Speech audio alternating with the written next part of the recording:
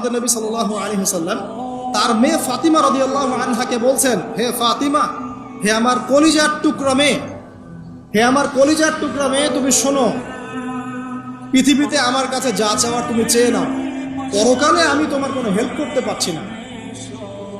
অথচ আমরা জানি নবী সাল্লাল্লাহু আলাইহি ওয়াসাল্লাম সবার জন্য কি করবেন? সুপারিশ করবেন, সেটা অন্য বিষয়। তোমাকে তোমার হিসাব একাই দিতে হবে, নবী সাল্লাল্লাহু আলাইহি ওয়াসাল্লাম এটা বলছেন। একদিন তিনি বাসায় ঢুকলেন, দেখছেন আয়েশা রাদিয়াল্লাহু আনহা কান্নাকাটি করছে। আয়েশা, বলে রাখি, আয়েশা রাদিয়াল্লাহু আনহা সম্পর্কে আমাদের নবীজি বলেছেন, তাকে প্রশ্ন করা হচ্ছে, আপনি পৃথিবীতে সবচেয়ে বেশি কাকে ভালোবাসেন? তিনি বলছেন আয়েশাকে। তারপরে কাকে ভালোবাসেন? আবু বকর। তারপর কাকে ভালোবাসেন? ওমর। কথা বুঝতে পারছেন? তো সেই আয়েশা রাদিয়াল্লাহু আনহা বাসায় কান্নাকাটি করছেন। তিনি বলছেন, কি জন্য কাঁদছো হে আয়েশা? আয়েশা রাদিয়াল্লাহু আনহা বলছেন, জাহান্নামের আযাবের ভয়ে আমি কাঁদছি। কি হবে ইয়া রাসূলুল্লাহ আমাদের শেষ হবে? তখন আল্লাহর নবী তার স্ত্রীকে বলছেন, যাকে তিনি সবচেয়ে বেশি ভালোবাসেন, তাকে বলছেন, তিনটা ক্ষেত্র বা তিনটা জায়গা আছে যখন পৃথিবীর কোনো মানুষকে চিনতে পারবে না পরকালে, এমনকি আমিও তোমাকে চিনতে পারবো। সেটা কি? যখন এই যে মিজানের পাল্লাটা দাঁড় করবে, যে এটা ভারী হচ্ছে না হালকা হচ্ছে, এই সময় কেউ কাউকে চিনবে না, কারো কথা কারো মনে থাকবে না। যে গার্লফ্রেন্ডের জন্য আপনি জীবন দিচ্ছেন তার কথা আপনার মনে থাকবে না। যে স্ত্রী সন্তানের জন্য আপনি সারা জীবন দুর্নীতি করে গেলেন তার কথা আপনার মনে থাকবে না। এমনকি যে স্ত্রীর কাছে আপনি অনেক প্রেমময় স্বামী, সেও আপনার কথা মনে রাখবে না যখন মিজানের পাল্লাটা উঁচু করে। দুই, যখন আমল নামা ছুঁড়ে দেওয়া হবে, আমল নামা এভাবে উন্মুক্ত করে ছুঁড়ে দেওয়া হবে, ইকরা কিতাবাক, তুমি আজকে তোমার কিতাব পড়ো, ওয়া কাফা বিনাফসিকা আল-ইয়াওমা আলাইকা হাসিবা, আজকে তুমি নিজেই তোমার নফসের হিসাব নেওয়ার জন্য যথেষ্ট। এই সময় আয়েশা আমি তোমার কথা মনে রাখতে পারবো। একটা হচ্ছে যখন মানুষ পুলসিরাত পার হবে, তখন কেউ কারো কথা মনে রাখবে না। এখান থেকে শিক্ষা কি? নূহ আলাইহিস সালামের পরিবারের সদস্য হয়েও তারা আল্লাহর আনুগত্য না করার কারণে জাহান্নামে যাচ্ছে। লূত আলাইহিস সালামের পরিবারের সদস্য হয়েও ঈমান না আনার কারণে তারা কি করছেন? জাহান্নামে যাচ্ছেন। আমাদের শিক্ষা হচ্ছে আমাদের পরিবারগুলো, যে আমাদের এই বংশ, আমাদের এই যে টাকা পয়সা, স্ট্যাটাস, রং, হ্যাঁ, বাড়ি গাড়ি, পলিটিক্যাল পদ, কোনো কিছুই আমাদেরকে আল্লাহর আযাব থেকে বাঁচাতে পারবে না যদি আমরা প্রকৃত মুসলিম মুমিন না হতে পারি। তো পরিবারের সদস্যদেরকে আল্লাহ পাক ঈমানদার হওয়ার তৌফিক এনায়েত করুন।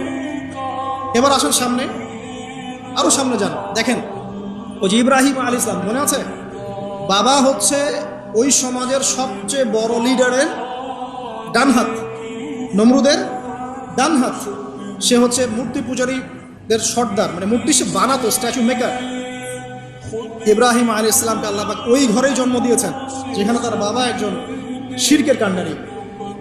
ইব্রাহিম আলাইহিস সালাম তাকে বোঝানোর চেষ্টা করলেন, বাবা এটা শিরক, এটা শয়তানের কাজ, এখান থেকে ফিরে আসো, আমি তোমার জন্য আল্লাহর কাছে দোয়া করবো ইত্যাদি। বাবা তার কথা শুনলো না। তবে এমন না যে তিনি শুধু একবার বলেছেন, তিনি হয়তো বলতেই ছিলেন, একদিন দুই দিন না, কিন্তু বলতেই আছে। এক পর্যায়ে বাবা তাকে বের করে দিলেন বাসা থেকে, ফাহজুরহু। এরকম করে ইব্রাহিম আলাইহিস সালামকে বের করে দেওয়া। কিন্তু তিনি বললেন, সালামুন আলাইক, বাবা আপনার উপর শান্তি বর্ষিত হোক, আমার আব্বা আপনার প্রতি শান্তি বর্ষিত হোক, আমি আল্লাহর কাছে আপনার জন্য দোয়া করব। পরে যখন আল্লাহ পাক তাকে বললেন যে কোনো মুশরিকের জন্য তোমার দোয়া করার সম্ভাবনা পাবে না, তখন থেকে ইব্রাহিম আলাইহিস সালাম দোয়া করা বন্ধ করলেন।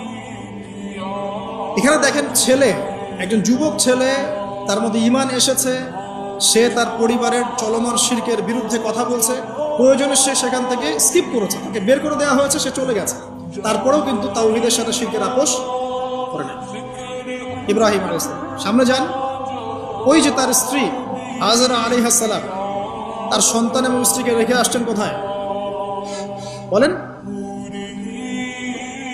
মক্কায়, তাই না? মরুভূমিতে, খাবার নাই, পানিও নাই। এখন ইব্রাহিম আলাইহিস সালাম চলে যাওয়ার সময় তার স্ত্রী বলছেন যে আপনি কি আল্লাহর আদেশেই আমাকে ছেড়ে যাচ্ছেন? তিনি বলছেন হ্যাঁ। তখন তিনি বলছেন, আল্লাহ পাক আমাদেরকে ধ্বংস করবেন না। এখানে খেয়াল করে দেখেন, তারপর সাফা মারওয়া সাই করলেন, জমজম পানি বের হলো, সেখানে কমিউনিটি গড়ে উঠলো। ইসমাইল আলাইহিস সালামের ঔরস থেকে পরবর্তীতে মুহাম্মদ সাল্লাল্লাহু আলাইহি ওয়াসাল্লামের জন্ম হয়েছে ওই ট্রাইবের মধ্যে। তো এখানে খেয়াল করেন, এই যে সন্তান ইসমাইল আলাইহিস সালাম, তিনি যখন একটু বড় হচ্ছেন, তখন ইব্রাহিম আলাইহিস সালাম আসছেন। এসে বলছেন আমি স্বপ্ন দেখেছি, ইয়া বুনাই আমি স্বপ্ন দেখেছি, ইন্নী আরা ফিল মানামি আন্নী আসবাহুক, আমি স্বপ্ন দেখেছি আমি তোমাকে জবাই করছি, ফানজুর মাযা তারা, তোমার কি রায় আমাকে বলো। এখন ইসমাইল আলাইহিস সালাম বলছেন, কিশোর ইসমাইল, ইয়া আবাতি, হে আমার বাবা, ইফআল মা তুমার, আপনি সেটাই করেন যা আল্লাহ আপনাকে আদেশ করেছেন। সাতাজিদুনি ইনশাআল্লাহু মিনাস সাবিরিন, ইনশাআল্লাহ আপনি আমাকে সবরকারী পাবেন। কার কথা এটা? ইসমাইল আলাইহিস সালামের কথা। এখন খেয়াল করে দেখেন, ইসমাইল আলাইহিস সালামকে কিন্তু তার বাবা 24 ঘন্টা কাছে রেখে মানুষ করেন নাই। কারণ তিনি থাকতেন ওই যে প্যালেস্টাইনে, সেখানে আরেকজন স্ত্রী আছেন সারা আলাইহিস সালাম, আসা যাওয়া করতেন। মূলত তাকে মানুষ করেছে তার মা হাজারা আলাইহিস সালাম, যেই সবরকারী আল্লাহর প্রতি তাওয়াক্কুলকারী মা বলেছিল, আল্লাহ যদি আপনাকে আদেশ করে থাকেন আমাদেরকে ছেড়ে যাওয়ার জন্য, সেই আল্লাহ আমাদেরকে ধ্বংস করবেন না। ওই যে তাওয়াক্কুল, ওই যে সবর, তার গর্ভ থেকে আল্লাহ পাক জন্ম দিয়েছেন ইসমাইল আলাইহিস সালাম। যেমন মা তেমন সন্তান, যে সন্তান বলছে আমাকে জবাই করতে যদি আল্লাহ পাক আদেশ করে থাকেন আপনি করেন।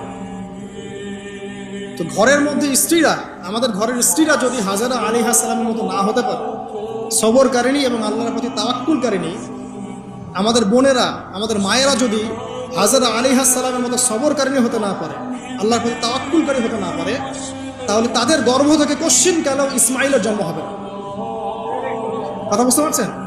তাদের গর্ভ থেকে কশ্চিনকালেও ইসমাইলের মতো সন্তানের জন্ম হবে না এবং ইসমাইলি প্রজন্ম গড়ে উঠবে না।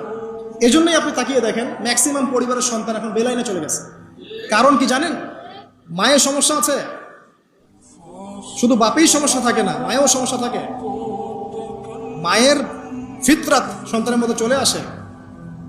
তো নারীরা যদি আল্লাহর আনুগত্যশীলা না হয়, মুমিনা মুসলিমা, 5 ওয়াক্ত নামাজ পড়া, লজ্জাস্থানের হেফাজত করা, খাস পর্দা করা, হ্যাঁ, স্বামীর আনুগত্যকারী, প্রেমময়ী, তারা যদি না হতে পারে, সবরকারিণী, তাওয়াক্কুলকারিণী, তাহলে ওই মায়েদের গর্ভ থেকে আপনি ইসমাইলের মতো সন্তান কিন্তু পাবেন না, ইল্লা মাশাআল্লাহ, ইল্লা মাশাআল্লাহ।